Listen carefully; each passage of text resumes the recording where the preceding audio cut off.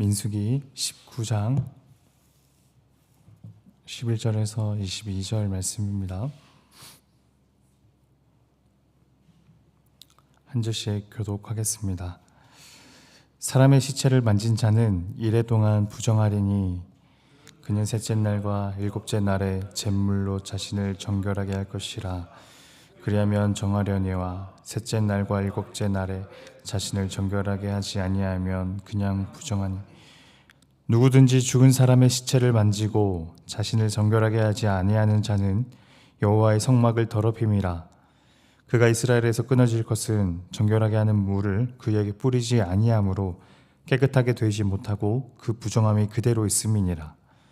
장막에서 사람이 죽을 때의 법은 이러하니 누구든지 그 장막에 들어가는 자와 그 장막에 있는 자가 이레 동안 부정할 것이며 뚜껑을 열어놓고 덮지 아니한 그릇은 모두 부정하니라.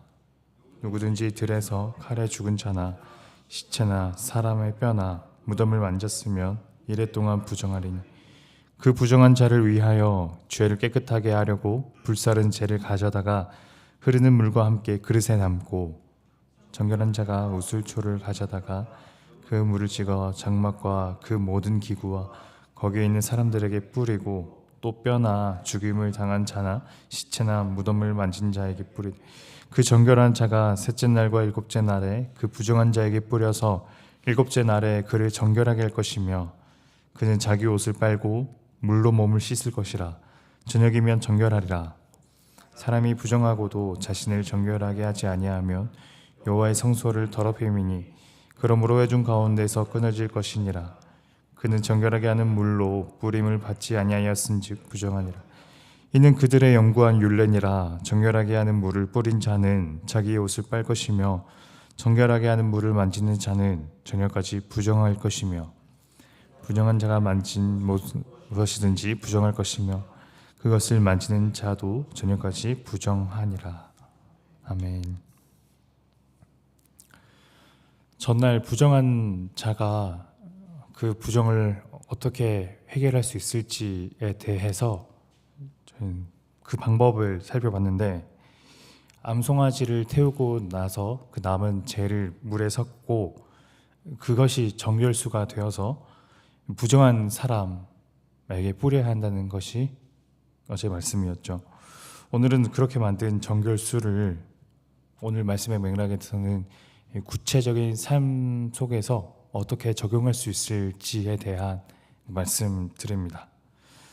첫 번째 삶의 사례인데요, 사람의 시체를 만진 경우예요. 그들은 이레 동안, 그러니까 7일 동안 부정했다고 합니다. 이 부정을 어떻게 해결할 수 있을까?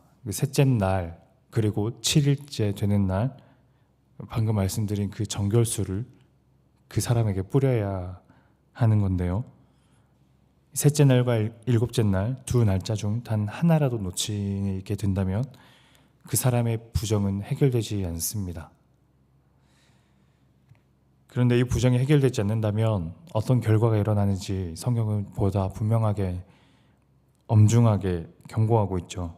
13절, 누구든지 죽은 사람의 시체를 만지고 자신을 정결하게 하지 아니하는 자는 여호와의 성막을 더럽힘이라. 그가 이스라엘에서 끊어질 것은 정결하게 하는 물을 그에게 뿌리지 아니하므로 깨끗하게 되지 못하고 그 부정함이 그대로 있음이니라. 부정함을 해결하지 않는 사람은 여호와의 성막을 더럽힌 사람이라는 거죠. 한 사람의 문제만이 아니라는 겁니다. 그 죄는 곧 모두의 오염을 불러일으킵니다. 그런가 하면 두 번째 삶의 사례가 있는데요, 14절, 장막에서 사람이 죽을 때의 법은 이러하니 누구든지 그 장막에 들어가는 자와 그 장막에 있는 자가 이레 동안 부정할 것이며. 여기서 이 장막이라고 번역되어 있어서 이 장막이 성막과 좀 헷갈릴 수도 있을 것 같은데, 그보다는 집이라고 생각하는 것이 더 옳습니다. 당시에는 모두 가나안을 향해 나아가던 때였으니까요. 그래서 집은 다 장막의 형태로 되어 있었을 겁니다.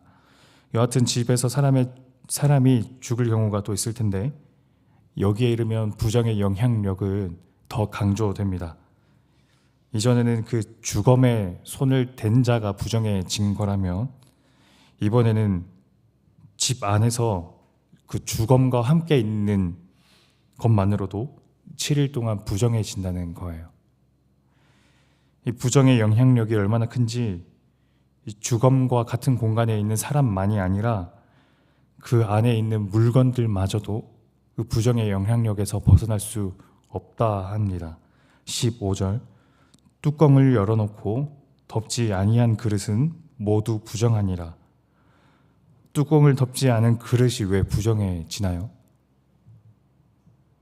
어떤 원리로 그 그릇이 부정해지는지 바이러스처럼 공기를 통해 전염되는 것인지 무엇인지 성경에 나와 있지 않지만 분명한 것은 성경은 누군가가 어떤 물체가 부정해지는 원리에 관심이 있다기보다 이 부정의 영향력이 이토록 위험하고 조심해야 한다는 것을 알려주는 겁니다. 그래서 성경은 부정이 이토록 전염되기 쉬운 것이며 나아가 부정을 해결하지 않는다면 어떤 결과가 임할지에 대해서도 계속해서 경고하고 있는 거예요. 20절 사람이 부정하고도 자신을 정결하게 하지 아니하면 여호와의 성소를 더럽힘이니 그러므로 회중 가운데에서 끊어질 것이라. 그는 정결하게 하는 물로 뿌림을 받지 아니하였은즉 부정하니라. 그의 부정은 곧 여호와의 성소를 오염시키는 것이고 그 사람이 다시 정결해지지 않는다면 결국 회중 가운데서, 그러니까 이스라엘 백성의 공동체 가운데서 끊어질 것이라는 경고입니다. 이토록 부정이 얼마나 위험하며 우리는 그 영향력에 너무나 쉽게 빠질 수 있다는 것을 오늘 본문이 말하는 여러 가지 삶의 사례들, 또 그리고 그가 부정에서 해결할 수 있는 그 정결 예식을 통해서 당시 그 백성들은 충분히 인지했을 거예요. 하지만 남는 문제가 있습니다. 사실 한 사람이 부정해지거나 내면 속에 죄가 싹 틀 때 오염되는 건 우리 눈에 보이는 표면만이 아니라 마음도 있지 않나요? 그러니까 정결수를 뿌려야 하는 곳은 부정한 사람과 그 성막, 그리고 그 안에 있는 여러 기구들, 그릇들, 그것만이 아니라 보이지 않는 사람의 마음에도 뿌려야 하는 것 아니겠습니까? 마음의 부정은 어떻게 해결할 수 있을까요? 히브리서 9장 13절 14절은 이렇게 말합니다. 제가 읽겠습니다. 염소와 황소의 피와 암송아지의 재를 부정한 자에게 뿌려 그 육체를 정결하게 하여 거룩하게 하거든. 하물며 영원하신 성령으로 말미암아 흠없는 자기를 하나님께 드린 그리스도의 피가 어찌 너희 양심을 죽은 행실에서 깨끗하게 하고 살아계신 하나님을 섬기게 하지 못하겠느냐. 정결수가 사람을 부정해서 해결하게 하는 것은, 정결하게 하는 것은 사람의 육체와 성목과 그 속의 기구들 뿐이겠지만 그리스도의 피는 그 드러나 있는 표면만이 아니라 우리 마음의 그 양심에까지 충분히 닿는다라는 말씀입니다. 십자가, 예수 그리스도를 믿는다는 것은 그 십자가에 설리신 예수 그리스도의 피가 바로 우리 마음에도 뿌려진다는 것을 믿는 믿음입니다. 붉은 암송아지의 정결수는 부정을 해결하기 위해 매번 뿌려져야 했지만 그리스도의 피는 완전해서 단 한 번, 그분이 십자가에 달려 우리 죄를 대속해 주신 그 사건으로 성취하셨습니다. 그러니 우리가 죄를 지을 때마다, 부정해질 때마다 그리스도의 피가 새롭게 우리 마음에 뿌려지는 것이 아니라 십자가로 우리 죄가 모두 사해졌음을 믿는 믿음을 간직하는 거예요. 교리적으로는 십자가에서 단 한 번 우리의 죄를 대속하심이 성취되어서 우리는 더 이상 그리스도의 피가 필요하지 않지만, 비유적으로는 우리는 매일 매순간 그리스도의 피가 필요합니다.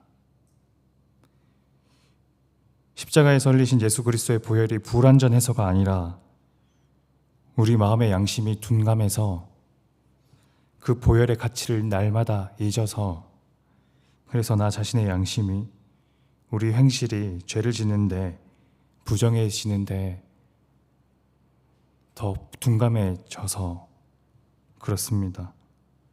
오늘 그런 마음에서 하나님께 이렇게 간절한 고백을 드리면 좋겠습니다. 그리스도의 피가 저에게, 우리 삶에 필요합니다. 그리고 피가 우리 삶의 모든 영역에 필요합니다.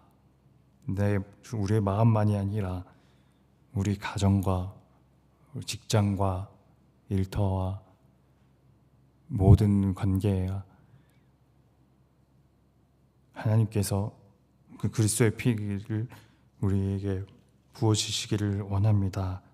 기도하는 마음으로 오늘 하루 나아가면 좋겠습니다. 기도하겠습니다.